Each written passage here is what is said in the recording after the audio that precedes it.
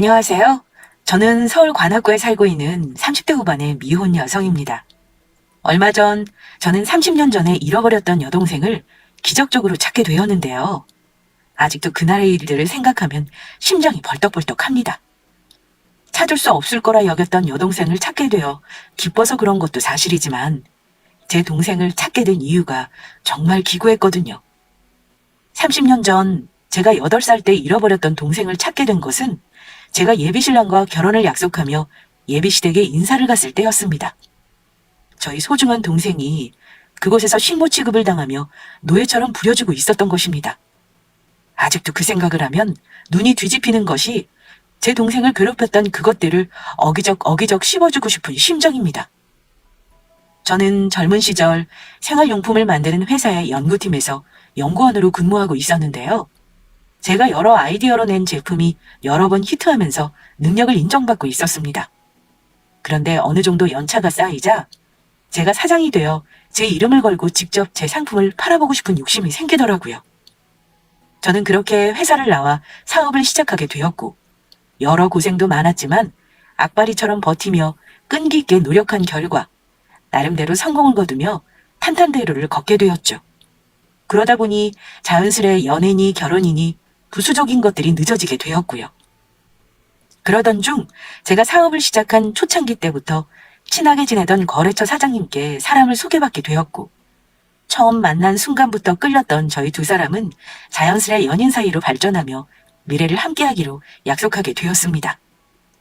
그이도 저처럼 생활용품을 만드는 회사를 운영하고 있었는데 그래서 그런지 서로 통하는 것도 많아 여러 사업적인 이야기도 나누며 힘든 부분을 서로 나눌 수 있다는 것이 참 좋았습니다. 그렇게 전 그이와 결혼을 약속한 후 자연스레 예비시댁에 인사를 드리러 가게 되었죠. 저는 부모님 두 분을 몇 년 전 떠나보내고 가족 없이 혼자인 상태였는데 그이는 오래전 아버지를 떠나보내고 홀 어머니와 결혼한 동생 부부와 함께 살고 있었습니다. 그이의 말로는 시동생도 예비신랑의 일을 도우며 그이의 회사에서 직원으로 일을 하고 있다고 하더라고요. 사실 전 시댁에 인사를 드리러 가기 전부터 기대하는 게 조금 있었습니다. 늘 저를 배려하고 살뜰히 챙겨주는 그이를 보면서 시댁 식구도 그이처럼 분명 좋은 사람들일 거라고 상상하고 있었거든요. 그런데 인사를 드리러 간 시댁의 이미지는 정말로 최악이었습니다. 저에겐 모두 친절한 시댁 식구들이었지만 예비 시동생과 결혼한 동서를 대하는 시댁 식구들의 모습이 매우 실망스러웠거든요. 애미야, 아직 상차리려면 멀었냐? 처음으로 네 시아주버니가 결혼할 여자라고 네 형님 될 사람을 데리고 왔는데 아직도 준비하지 못하고 뭐 하는 거니? 네, 어머니 죄송해요. 빨리 할게요. 아유, 맨날 속 터져 못 살겠네. 가진 것도 없는 고아를 데려다가 가족으로 받아주고 먹이고 입혀줬으면 그만한 노릇은 해야 되는데 뭐 하나 제대로 하는 게 있어야지. 여보, 형이랑 형수님 배고프시겠다. 엄마 말대로 빨리빨리 좀 준비하라고. 처음부터 나 쪽팔리게 만들 거야. 형수님은 잘 나가는 회사 사장님이라는데 당신은 집에서 놀면서 이런 것도 하나 제대로 못하고 정말 비교된다 비교돼. 아유, 밥만 축낼 줄 알지. 저 아무것도 제대로 할 줄 모르는 식충이를 어쩌면 좋니? 그런데 저로선 이해할 수 없는 동서를 막대하는 시댁 식구들의 행동은 밥 먹는 식사 시간에도 계속되었습니다. 동서가 밥을 먹지 않고 시댁 식구들의 수발을 들며 중간중간 설거지며 청소며 집안일을 계속하고 있는 것이었어요. 옛날 어른들의 말씀처럼 꼭 남의 집 식모살이 하는 사람처럼요. 예비시댁을 나온 저는 아무리 그래도 동서를 함부로 대하는 시댁 식구의 모습은 정말 아닌 것 같아 차로 저를 바래다주는 그 일을 향해 몇 마디 해주었습니다. 게다가 동서가 고아란 소리에 더욱 마음이 끌렸거든요. 30년 전 잃어버렸던 여동생이 떠올랐던 것입니다. 저희 부모님은 돌아가실 때까지 잃어버린 여동생을 걱정하며 그리워하셨습니다.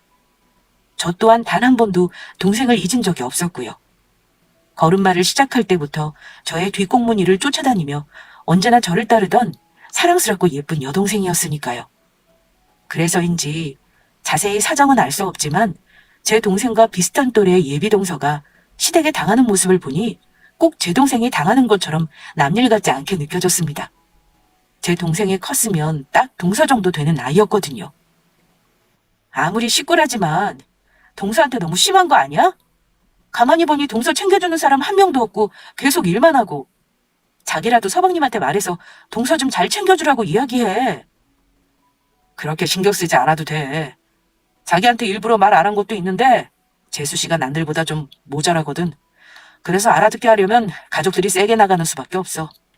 재수 씨가 얼마나 멍청한지 말썽 일으킨 적이 한두 번도 아니고, 우리도 재수 씨가 그럴 때마다 뒷수습하느냐 얼마나 골치 아팠는데, 그리고 오갈 곳 없는 고아를 가족으로 받아줬으면 솔직히 우리 집에 그 정도 봉사는 해야 하는 거 아니야?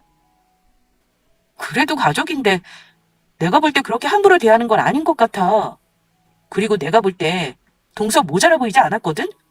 그런 사람이 어떻게 집안 살림이며 청소며 그렇게 야무지게 할 수 있겠어?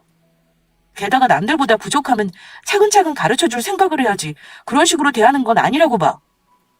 예비 동서에 대해 이야기하는 예비 신랑의 태도는 참으로 실망스러운 것이었습니다. 그래서 그 사람과의 결혼도 진심으로 고민하게 되더라고요. 제 앞에서 좋은 모습만 보였던 사람이지만 예비 동서에 대해 말하는 그의 모습에 그것이 전부가 아닐 거란 생각이 든 것이죠. 사람을 함부로 대하는 사람의 인격이 결코 좋을 리가 없었으니까요. 지금이야 예비 신랑이 잘해준다지만 그런 사람이라면 제가 힘없고 가진 게 없어지면 언제든지 배신할 수 있는 사람처럼 보였습니다. 과연 그때도 그의 마음이 변치 않을 수 있을지 의심이 들더라고요. 그래서 전 좀 더 예비 신랑을 지켜보기로 마음먹었습니다. 물론 예비 시댁도 마찬가지고요. 얼마 후 전 예비 시모의 초대를 받게 되었고 다시 시댁에 가게 되었습니다. 여전히 예비 동서는 혼자 주방에서 일하며 저를 맞이하기 위해 분주하게 움직이고 있었습니다. 예비 시모와 시동생은 그런 동서를 도와주기는커녕 동서를 종부리듯 하며 쉬기에 여념이 없었고요. 그래서 저라도 예비 동서를 도와주기 위해 팔을 걷고 직접 나섰습니다. 그럴 필요 없다면서 예비 시모며 신랑이며 시동생까지 나섰지만 제가 하고 싶어 하는 것이니 말리지 말아달라고 했죠. 그렇게 예비 동서 옆에서 식사를 준비하며 도와주고 있는데 그날은 동서의 목에 저번에 볼 수 없었던 목걸이가 걸려있는 것이 보였습니다. 그리고 동서의 목걸이를 확인하는 순간 저는 숨이 멎는 줄 알았습니다. 오래전 보았던 것이긴 하지만 동서가 목에 걸고 있던 목걸이는 저도 잘 알고 있는 아주 익숙한 것이었으니까요. 30년 전 잃어버렸던 어린 여동생이 차고 있던 목걸이와 똑같은 것이었습니다. 여동생을 유독 예뻐했던 외할머니가 금은방에 직접 주문해 선물해 주었던 금목걸이였죠. 저는 떨리는 음성으로 예비 동서를 향해 조심스레 입을 열었습니다. 이미 전에 왔을 때 예비 동서에게 말을 놓기로 해서 편하게 물을 수 있었죠. 동서, 미안한데 그 목걸이 어디서 난 거야? 아, 목걸이요. 혹시 형님 이 목걸이가 마음에 드신 거예요? 제가 고아인 건 형님도 잘 아시죠. 어렸을 때 가족을 잃어버려서 잘 기억은 안 나는데 이건 제가 보육원에 들어가기 전부터 차고 있었던 것 같아요. 길을 잃어버린 저를 경찰관 아저씨가 발견했을 때부터 이 목걸이를 차고 있었다고 보육원 원장님이 말씀해 주셨거든요. 그래서 혹시 길에서 우연이라도 제 가족들을 마주치게 되면 이 목걸이를 보고 저를 알아보지 않을까 해서 계속 차고 다녔던 거예요. 저번에 형님이 저희 집에 왔을 때는 제가 씻고서 깜빡하고 목걸이를 차고 있지 않아서 보지 못하셨을 거예요. 그렇구나. 동서, 혹시 뭐 어릴 적 기억나는 건 없어? 가족을 찾을 수 있는 특정할 만한 그런 것들 말이야. 저도 가족을 찾고 싶어서 생각해 보았는데 평범해서 딱히 특정할 만한 것이 없더라고요. 단지 제가 어릴 적부터 붕어빵을 좋아했는데 언니가 그걸 알고 겨울만 되면 용돈을 모아 절 데리고 동네 붕어빵 장수한테 가서 붕어빵을 사줬던 기억이 나요. 이상하게 아직도 그 기억만은 또렷하게 기억이 나더라고요. 저희 언니 얼굴은 잘 기억은 안 나지만요. 그래? 그러면 혹시 동서 이름이나 가족들 이름은 기억나는 거 없어? 엄마 아빠가 있었던 것 같긴 한데 부모님 이름이나 제 이름은 기억이 안 나 잘 모르겠고 저희 언니 이름만 기억하고 있어요. 동서가 기억하고 있는 언니 이름이 뭔데? 민수요. 형님 이름이랑 똑같은 민수였어요. 그래서 처음 형님 이름 듣고 얼마나 깜짝 놀랐는지 몰라요. 정말 신기하죠. 동서의 말을 듣고 저는 그만 그 자리에 주저앉을 뻔했습니다. 아무리 생각해도 그녀는 제 동생이 확실해 보였으니까요. 어릴 적부터 동생은 저를 잘 따랐었는데 그런 동생이 예뻐 겨울마다 부모님이 주신 용돈을 모아 동생에게 붕어빵을 사주었었거든요. 그런데 동생도 그걸 잊지 않고 기억하고 있었던 것입니다. 순간 잃어버린 동생을 찾겠다며 백방으로 뛰어다니며 가진애를 쓰셨던 돌아가신 부모님의 얼굴이 떠올랐습니다. 동생을 찾기 위해 별의별 수를 다 쓰며 나중엔 경찰청 실종자 가족 지원센터에 유전자 등록까지 했었는데 그런 동생을 예기치 못한 곳에서 너무도 쉽게 찾게 된 것입니다. 하지만 좀 더 모든 것이 확실해질 때까지 지켜보기로 했습니다. 섣부르게 행동했다. 만약 동서가 저희 동생이 아닐 경우 또다시 상처를 줄 수 있는 일이었으니까요. 일단 전 떨리는 마음을 진정시키기로 했죠. 그런 와중에 동서를 향한 예비시모의 괴롭힘은 계속되었고 예비시모가 저희 동생일지도 모르는 사람을 괴롭힌다고 생각하자 욱하는 마음이 들더라고요. 그리고 그날 저는 저의 억장이 무너지는 광경을 우연히 목격하게 되었습니다. 예비 동서를 도와 음식을 준비하던 중 간장이 떨어진 사실을 알고 바쁜 예비 동서를 대신해 제가 밖으로 나가 간장을 사오던 참이었습니다. 그런데 예비 시댁을 들어선 순간 믿지 못할 광경이 눈앞에 펼쳐진 것입니다. 야, 네가 뭔데 우리 안사람들 사람한테 간장을 사오라 말아야? 그 사람이 어떤 사람인데? 잘 나가는 회사 사장님이라고. 능력 없어서 우리 집에 빌붙어 사는 너랑은 다른 사람이라고. 네가 정신이 있니 없니? 만약 저래서 기분 나쁘다고 세아가가 우리 용석이랑 결혼 안 하겠다고 하면 네가 책임질 거야? 아무리 부모 없이 자라서 못 배워도 그렇지. 왜 이렇게 늘 모자란 짓거리만 하는 건지. 너 정말 지능에 문제 있는 거 아니니? 병원 가서 검사 좀 해봐라. 당신 또 문제 일으킨 거야? 제발 정신 좀 차려. 언제까지 이렇게 집안에 분란만 일으킬 건데. 아, 이젠 정말 지친다 지쳐. 단지 제가 바쁜 동서를 대신해 간장을 사러 갔다는 이유로 아무 잘못도 없는 동서에게 트집을 잡아 예비시댁 식구들 모두가 그녀를 괴롭히고 있었던 것입니다. 게다가 제 앞에서는 그렇게 다정하게 굴던 예비신랑까지 동서를 인간 이하 취급하며 막대하고 있었습니다. 제가 볼 때 예비시댁 식구들 모두 아무 잘못도 없는 동서를 괴롭히며 그녀를 자신들의 화풀이 대상처럼 여기는 듯 보였습니다. 그런데도 동서는 제대로 맞서지도 못한 채 그대로 당하고 있더라고요. 죄송해요. 제가 사오려고 했는데 형님이 바람도 쐴 겸 사다 주신다고 해서 말리지를 못했어요. 닥치고 다음부터 그 사람한테 그런 허드렛 일 시켰다간 아주 국물도 없을 줄 알아. 이 집안이 누구 때문에 먹고 사는데 다 내가 사업해서 돈 벌어와서 그런 거 아니냐고. 그러면 그런 나랑 결혼할 사람한테 알아서 기여할 거 아니야? 결혼하면 그 사람도 이 집안 먹여 살리게 될 텐데 이게 도대체 무슨 짓이냐고? 처음부터 저런 거랑은 우리 둘째랑 결혼시키는 것이 아니었다. 제대로 할 줄 아는 것도 없는데다 애도 못 낳는 것이 어떻게 결혼한 지 7년이 넘었는데도 아이가 안 생기니? 너 정말 문제 있는 거 아니니? 머리도 모자라. 무슨 문제가 있는지도 아이도 못 낳아. 아유, 골치 아파. 둘째야, 지금이라도 너희 이혼 생각해봐야 하는 거 아니니? 새아가랑 비교해도 얼마나 차이가 나는지. 너는 왜 네 형처럼 제대로 된 며느리를 데려오지 못한 거냐? 네 형처럼 확실히 돈이 되는 걸 데리고 왔어야지. 당신 우리 엄마 말 잘 들었지? 앞으로는 제대로 하는 게 좋을 거야. 안 그러면 당장 이혼해버릴 테니까. 아주 이 집안에서 내쫓아버릴 줄 알아. 네가 친정 있어, 형제자매가 있어. 너 여기서 나가라면 구하러 갈 곳도 없잖아. 알겠어. 미안해. 그리고 애미 너무 어느 정도 나은 거면 마트 알바 다시 나가야 하는 거 아니니? 게을러서 아무것도 안 하는 주제에 밥만 축내지 말고. 저 잘 먹고 잘 쉬어서 살찐 것 좀 봐. 가족들을 위해 한 푼이라도 더 벌어야 하지 않겠니? 월급 다음은 전부 내 계좌로 보내는 거 잊지 말고. 마트 알바요? 저번에 일하다 무릎 다친 거 아직도 다 낫지도 않았는데요. 병원에서 다 나을 때까지 무리하면 안 된다고 했어요. 그거야 네 사정이고. 그렇게 누가 다치라고 그랬어? 지가 잘못해서 다친 걸 어쩌라는 건지. 당장 이번 주부터 시작하는 게 좋을 거다. 점심 때 집에 와서 이 시어미 밥 차려주는 거 잊지 말고. 네, 알겠습니다, 어머니. 끓어오르는 분노에 당장 집안을 뒤집어 엎고 싶은 걸 전 간신히 참았습니다. 동서가 제 동생일지 모른다는 생각에 그런 것도 있지만 동서가 고아라 의지할 곳 없는 오갈 곳 없는 사람이라는 걸 이용해 노예처럼 부려먹는 그들이 용서가 안 되었습니다. 사람이라면 결코 해서는 안 되는 행동이었으니까요. 게다가 말하는 분위기를 보아 결혼 후 저 또한 이용해 먹으려는 저들의 속내가 뻔히 보이더라고요. 그래서 전 며칠 후 예비시댁에 놀러가고 싶다는 핑계로 다시 한번 예비시댁에 방문했습니다.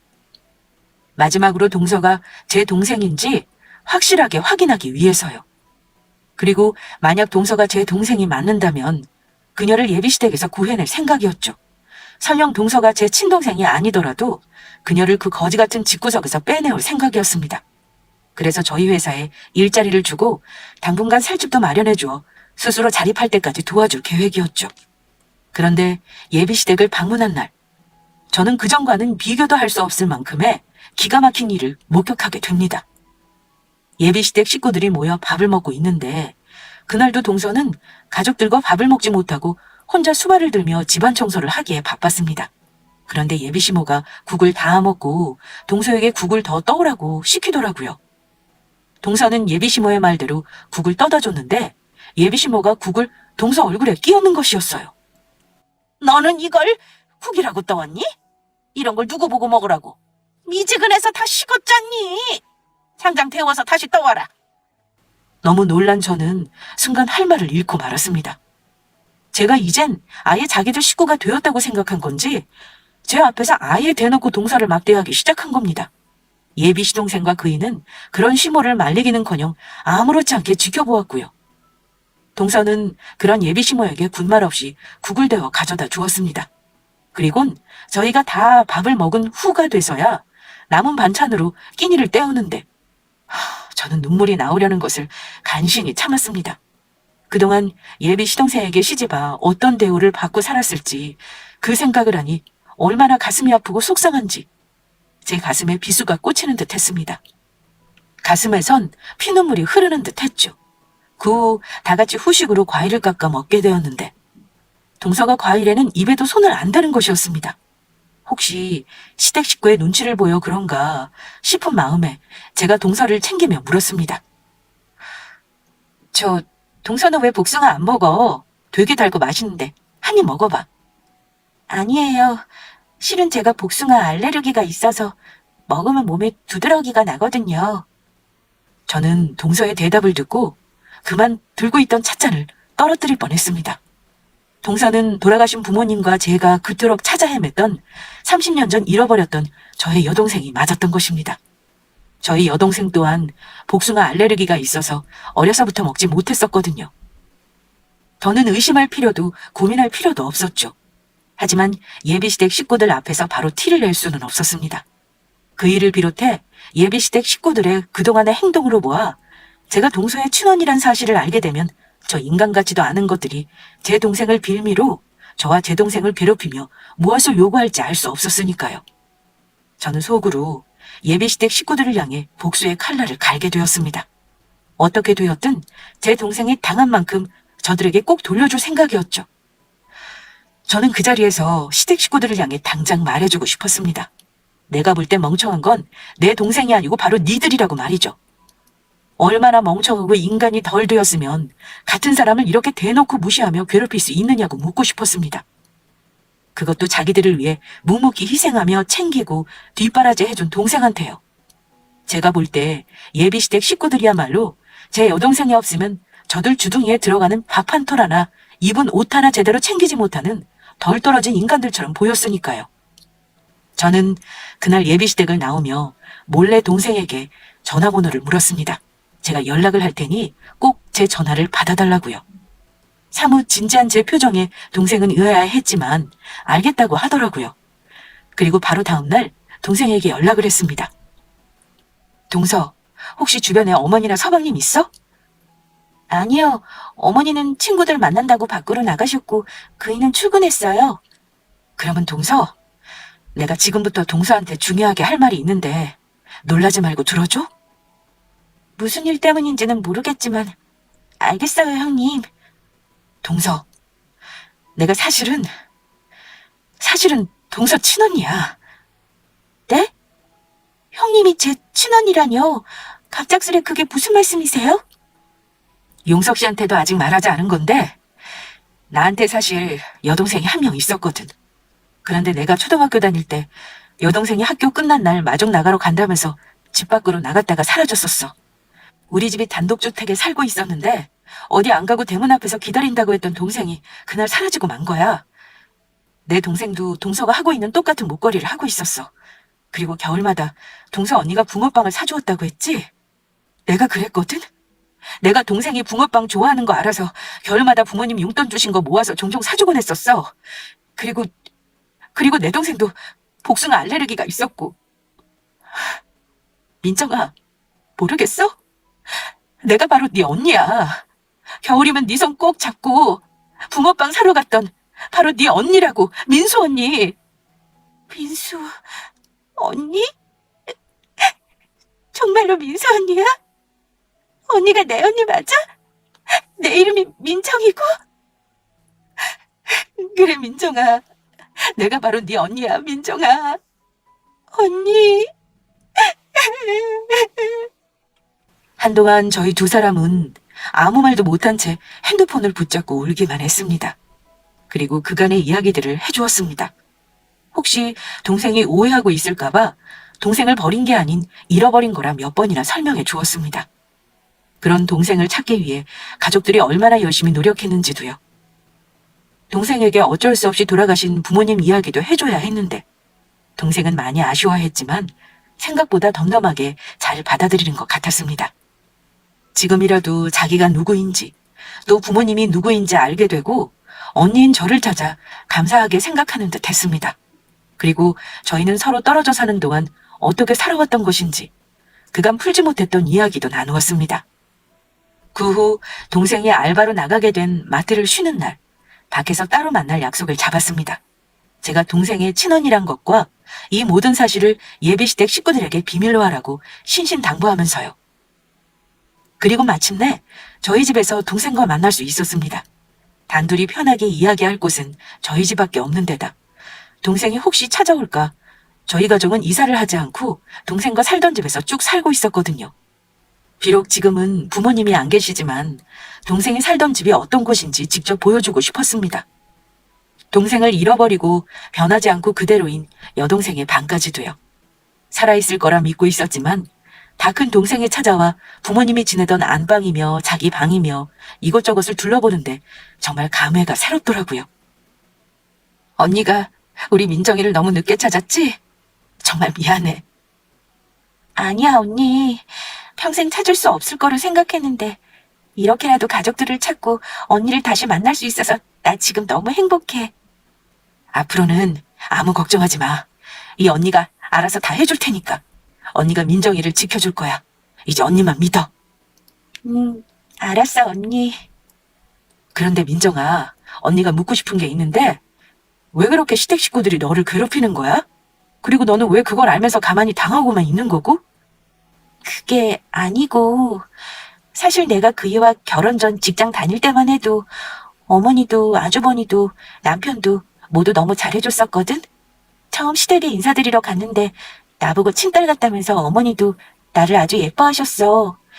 그래서 아무 의심 없이 그이랑 결혼한 거고 사실 내가 고아라는 것 때문에 흠잡히기 싫어서 그동안 일하면서 모아두었던 돈 전부 예단이며 혼수며 열심히 해갔었거든. 그랬더니 남편이면 시댁 식구면 모두 좋아하더라고. 그런데 내가 갑자기 몸이 안 좋아져서 일을 관두고 쉬게 되자 가족들 모두 점점 돌변하더라.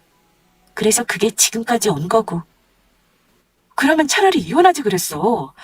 저런 것들을 어떻게 가족이라고 믿고 계속 산 거야? 정말로 오갈 곳이 없어서 참고 살았던 거야? 내가 모았던 돈들 전부 시댁에 준 거나 마찬가지이니 당장 이혼하면 오갈 곳이 없는 것도 사실이지만 그보단 가족이란 생각에 참아 버릴 수가 없더라고. 나 사실 결혼해서 화목한 가정을 꾸리고 사는 게 꿈이었거든. 그동안 이 세상에 혼자라고 생각하고 살았는데 결혼하고 처음으로 가족이라는 게 생기자 그게 너무 행복했었어. 그래서 알면서도 당하고 살았어. 다시 혼자가 되는 게 무서웠나 봐. 동생의 말을 듣자 더욱 안쓰러운 생각이었습니다. 왜냐하면 동생의 시댁에 그렇게 당하면서 참고 살 수밖에 없었는지 그 마음이 이해가 되었거든요. 어릴 적 가족과 헤어져 혼자 살았으니 그 외로움이야 말로 표현할 수 없는 것이었을 테니까요. 게다가 자신이 누구인지 부모가 누구인지도 모른 채 살아간다는 것 자체가 많이 무섭고 두려웠을 거란 생각이었습니다. 그래서 그런 모진 구박을 받으면서도 시댁 식구를 버리지 못하고 살았던 것일 테니까요. 저는 처음으로 그날 동생에게 따뜻한 밥을 해먹이며 오순도순 여러 이야기를 주고받았습니다. 어느덧 아쉬운 작별의 시간이 다가오고 저는 집으로 돌아가려는 동생을 붙잡고 아주 중요한 내용이 될 말을 꺼냈습니다. 민정아, 너 그 집에서 나오자. 앞으로는 언니가 민정이 인생 책임져 줄게. 언니, 그게 무슨 말이야? 너 아직 서방님 사이에 아이도 없고 너 진짜 가정 여기 있잖아. 바로 네 언니인 나 말이야. 그러니까 너 그만 그 쓰레기 같은 시댁에서 나오라고. 언니가 도와줄게. 앞으로는 언니랑 살자. 다른 사람 집 말고 바로 우리가 함께 살던 여기 우리 집에서. 언니 성공해서 돈도 많이 벌었고 우리 동생 하나쯤은 먹여 살릴 능력 돼. 부모님이 네 앞으로 남기신 재산도 있어.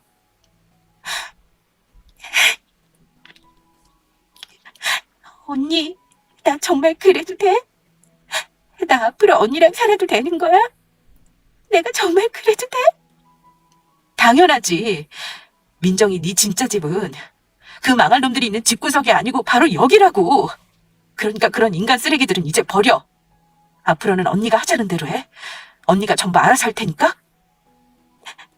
알았어, 언니. 정말 고마워. 하나밖에 없는 내 언니.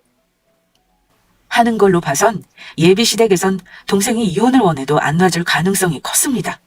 어디를 가도 동생처럼 자기들을 위해 줄 사람은 찾기 힘들 테니까요. 그러니 동생이 이혼할 수 있도록 준비를 해야 했습니다. 그들이 어떻게 동생을 괴롭히는지 증거를 수집해야 했습니다. 그래서 동생에게 조금 힘들겠지만 증거를 모으는 잠시 동안 시댁에서 지내라고 이야기할 수밖에 없었습니다. 시댁 식구들이 동생을 어떻게 괴롭히는지 핸드폰으로 음성을 녹음하게 시켰고 그동안 동생이 마트에서 일하며 벌었을 월급을 착취한 시모의 은행 계좌가 찍혔을 동생의 통장도 잘 챙겨놓으라고 이야기해 주었습니다. 그들이 동생에게 저지른 정신적 학대는 분명히 범죄였고 도저히 용서할 수 없는 것들이었으니까요. 동생이 증거를 수집하는 동안 저는 그 동생 시댁 놈들에게 어떻게 복수를 해줄까 깊은 고민에 빠졌습니다. 그런데 제가 고민할 필요도 없이 아직도 저와 결혼할 거라 철석까지 믿고 있던 예비신랑 놈이 제 무덤을 파더라고요. 자기야, 사실 그동안 내가 말 못한 게 있는데 어차피 우리 결혼도 하게 될 거고 이젠 솔직하게 이야기하려고. 어차피 우리 이제 한 가족이나 마찬가지잖아. 무슨 이야기인데? 편하게 이야기해봐. 실은 지금 우리 회사 자금 사정이 좀 어려워. 이번 달까지는 어떻게든 직원들 월급을 주긴 했는데 다음 달부터는 어떻게 해야 할지 너무 막막해서 이러다간 힘들게 키워놓은 회사가 망하는 건 아닌지 모르겠어. 그래서 말인데 자기가 우리 회사에 투자 좀 해주면 안 될까? 어차피 앞으로는 내 회사가 자기 회사 되는 거고 자기 회사가 내 회사 되는 거나 마찬가지잖아. 나 망하면 자기도 같이 망하는 거라고. 알겠어. 확답은 할 수 없지만 일단은 나도 한번 잘 생각해 볼게. 정말이야? 정말로 우리 회사 투자하는 거 생각해보는 거지? 고마워 자기야. 정말 고마워. 저는 속으로 생각했습니다. 너처럼 쓰레기놈 회사에 내가 투자하는 일은 절대 없을 거라고요. 단지 제가 그렇게 답을 하면 예비신랑 놈이 어떻게 나오는지 보려고 했던 것입니다. 그리고 예비신랑의 회사가 어렵다는 말에 예비신랑의 회사에 뒷조사를 시작했습니다. 왜냐하면 얼마 전까지만 해도 여러 히트 상품을 내며 잘 나갔던 회사였던 거로 알고 있으니까요. 그리고 알게 된 놀라운 사실은 예비신랑 놈의 회사가 이젠 아무것도 가진 것 없는 빈 깡통 회사가 되었다는 것이었습니다. 몇 가지 히트 상품을 내며 회사 매출이 오르자 예비신랑 놈이 그 후 몇 가지 신제품을 내놓았는데 내놓은 것들마다 줄줄이 말아먹었던 모양입니다. 그래서 결국 직원들 월급까지 걱정하는 신세가 되었고요. 당장 내일 망한다고 해도 이상할 것이 없는 회사에 투자를 하라니 예비신랑 놈의 말은 저에게 같이 죽자는 소리밖에 되지 않았습니다. 그런데 예비신랑 놈은 저의 말에 제가 자기를 도와줄 거라 확신을 했는지 또다시 일을 벌이더라고요. 본인이 대히트칠 신제품을 개발했다면서 아무런 대책도 없이 물건들을 마구 뽑기 시작했던 것입니다. 그것도 남에게 돈까지 빌려서요. 제가 투자를 하면 그 돈으로 자기가 빌렸던 돈들을 막으면 된다고 생각했던 것 같습니다. 어차피 제가 망하는 것도 아니고 지가 지 스스로 망하겠다는데 더는 말릴 이유가 없었습니다. 게다가 이번 일은 예비시모와 시동생 예비신랑까지 세 사람을 모두 정신을 차리게 해줄 아주 좋은 기회라고 생각했고요. 저만 적당한 때에 저희 동생을 데리고 예비시댁을 떠나면 될 것 같았습니다. 그러던 어느 날 늦은 밤, 동생에게 갑작스레 전화가 걸려왔습니다. 언니, 나 좀 살려줘. 언니, 어머니가. 다급하게 자신을 살려달라는 동생의 목소리, 그리고 그 뒤에서 고래고래 소리 지르는 예비시모의 목소리와 함께 물건들이 깨지는 소리가 들렸습니다. 저는 살려달라는 다급한 동생의 말에 재빨리 예비시댁으로 달려갔죠. 그리고 예비시댁의 집 아파트 벨을 눌러 집 안으로 들어가니 제 동생의 몰골은 말이 아니었습니다. 예비시모에게 맞았는지 동생의 머리를 다 헝클어져 있더라고요. 예비시모라는 인간이 기어이 제 동생에게 손찌검까지 하기 시작한 겁니다. 그 광경을 예비신랑 놈과 시동생 놈은 그저 지켜보고만 있었고요. 아이고, 세아가 밤늦게 여긴 무슨 일이니? 네 동서가 요즘 내 말을 좀 안 듣는 것 같아서 잠시 혼내주고 있었다. 너는 신경 쓸 필요 없어. 그래, 자기야, 엄마 말이 맞아. 밤늦게 여긴 무슨 일로 온 거야? 여긴 신경 쓰지 말고 우린 잠시 밖에 나가자. 참을 수 없는 저는 그동안 참아왔던 말을 드디어 꺼냈습니다. 다 됐고, 너희들 지금 내 동생한테 이게 무슨 짓이야? 동생이라니. 아가, 그게 무슨 말이냐? 당신이 지금 내 동생 때리고 있잖아. 당신 며느리, 내가 30년 전에 잃어버렸던 내 친동생이라고. 이제 너희 같은 것들이랑은 전부 끝이야. 전부 끝장. 동생이라니? 자기 동생 같은 거 없었잖아. 자기 외동딸 아니었어? 니놈한테 이야기 안 한 것뿐이지 있었어, 내 동생. 그리고 당신 집에서 애타게 찾던 동생을 얼마 전 찾게 되었고, 그런 소중한 내 동생을 네가 어떻게 대했는지 내가 두 눈으로 똑똑히 확인했지. 내 동생은 너희를 진짜 가족이라 생각하고 잘 살려고 노력했는데 인간이란 것들이 어떻게 이럴 수가 있어? 어떻게 이렇게 한 사람을 괴롭히며 못 살게 살 수 있냐고? 그러면 정말로 애미가 진짜 세아가 네 친동생이라는 소리니? 어머나, 그것도 모르고 내가 그동안 큰 실수를 했구나. 아이, 정말 미안하다. 세아가 그만 마음 풀거라. 애미가 세아가 네 친동생인 줄 알았으면 절대 이렇게 대하지 않았을 거다. 자기야, 정말 미안해. 재수씨가 자기 동생인 줄 모르고 그랬어. 앞으로는 안 그럴게. 한 번만 기회를 줘. 네, 형수님, 저희가 몰라서 그랬어요. 앞으로는 저희 집사람한테 정말 잘하겠습니다. 이렇게 맹세할게요. 맹세 같은 소리하고 자빠졌네. 오늘부로 제 동생 이 집사람 아니니까 그렇게 하세요. 제 동생 이 쓰레기 같은 집구석에서 그만 데리고 나가겠습니다. 그러면 모두 안녕히 계세요. 전 동생 손을 꼭 잡고 그 집구석을 나와버렸습니다. 어차피 동생의 물건들이야 새로 사면 되는 것이고 제 동생의 안전 확보가 우선이었으니까요.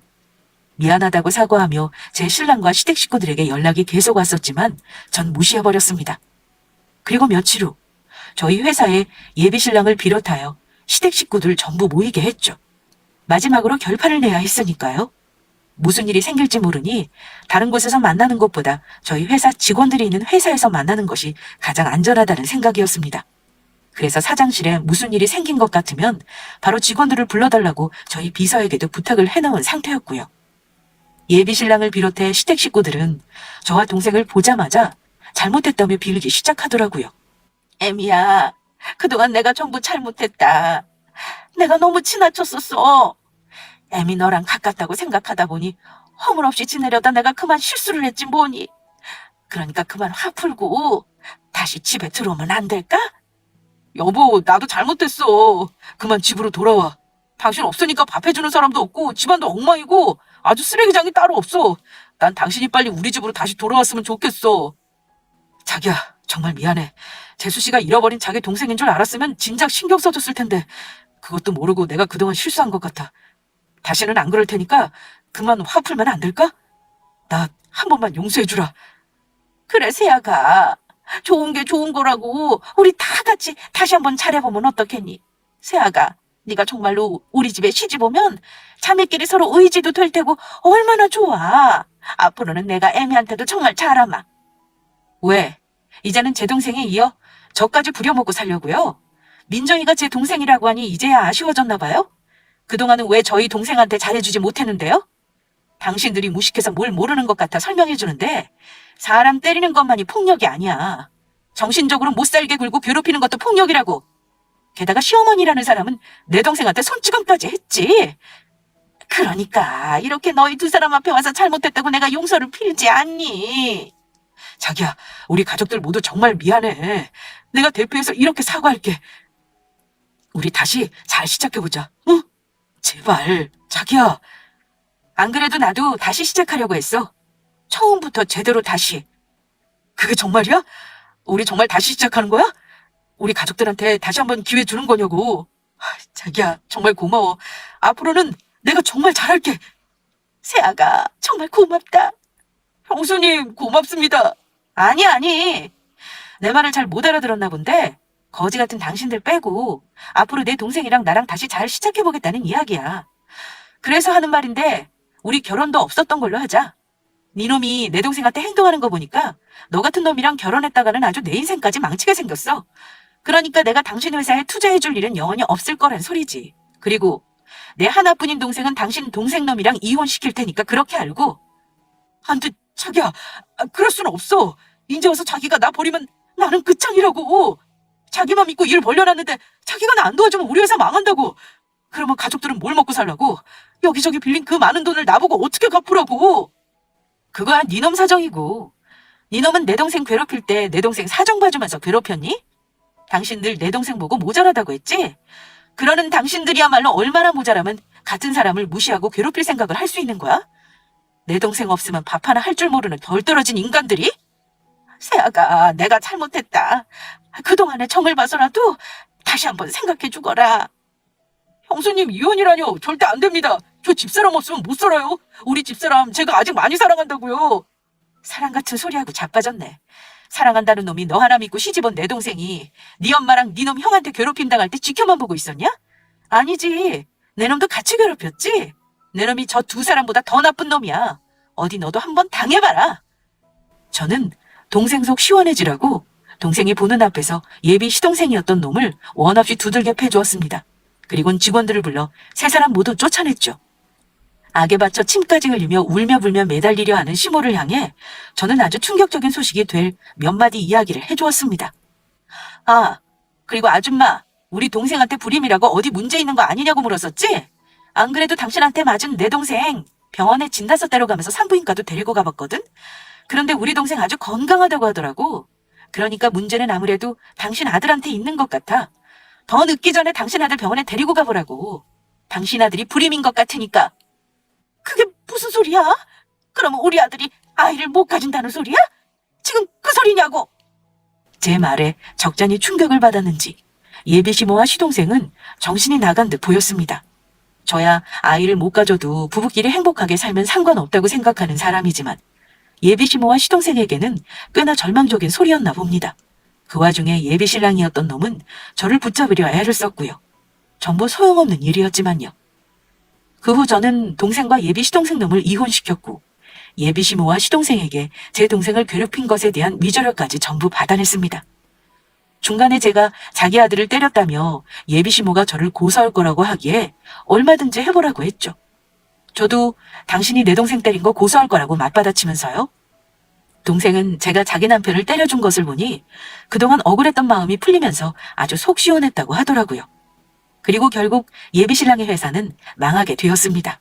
저를 이용해 무턱대고 일을 벌리려 하다가 스스로 망하게 된 것이죠.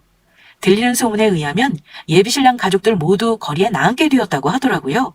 빚진 곳이 한두 곳이 아니었는지 빚쟁이들에게 시달리며 고생이 이만저만이 아니라고 합니다.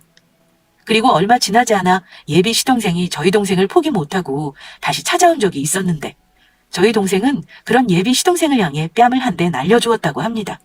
저와 살며 진짜 가정이 어떤 건지 알게 되었고 그래서 더욱 시댁 식구며 전 남편을 용서할 수 없게 되었다고 하네요. 모든 일을 해결하고 전 동생을 데리고 부모님 산소에 찾아갔습니다. 동생은 한동안 부모님 산소 앞에 앉아 서럽게 울더라고요. 저는 그런 동생을 다독이며 위로해 주었습니다. 그리고 얼마 전 동생 고집에 우리 두 사람은 유전자 검사를 하게 되었습니다. 저는 할 필요가 없다고 했지만 혹시 모르니 확실히 해둬야 한다고 동생이 말하더라고요. 그런데 역시 제 친동생이 맞더라고요. 그리고 현재 동생은 늦가기 공부를 시작했습니다. 고아로 홀로 살아왔으니 형편 때문에 대학에 가고 싶어도 갈 수가 없었나 봅니다. 그래서 제가 얼마든지 지원해 줄 테니 다시 공부를 시작해보라고 했죠. 동생은 사회복지사가 되어 자기처럼 부모 없이 자란 아이들에게 조금이라도 힘이 되어주고 싶다고 하더라고요. 돌아가신 부모님을 대신해 동생의 꿈을 열심히 응원해 주려 합니다. 그리고 저의 소식이 궁금해하실 분들이 계실지 몰라 말씀드리자면 저도 아주 잘 지내는 중입니다. 부모님에게도 들어본 적 없는 잔소리를 동생에게 들으면서요. 사업을 하려면 건강을 잘 챙겨야 한다며 동생의 잔소리가 이만저만이 아니거든요. 그래도 부모님이 돌아가시고 지금만큼 행복했던 때는 없었던 것 같습니다. 동생을 찾아 이제는 하늘에서 마음 놓고 편히 쉬고 계실 부모님 생각에 마음이 놓이기도 하고요. 앞으로도 저희 두 자매 서로에게 의지하며 열심히 살아보려 합니다. 썰TV 구독자 여러분의 많은 응원 부탁드립니다. 감사합니다.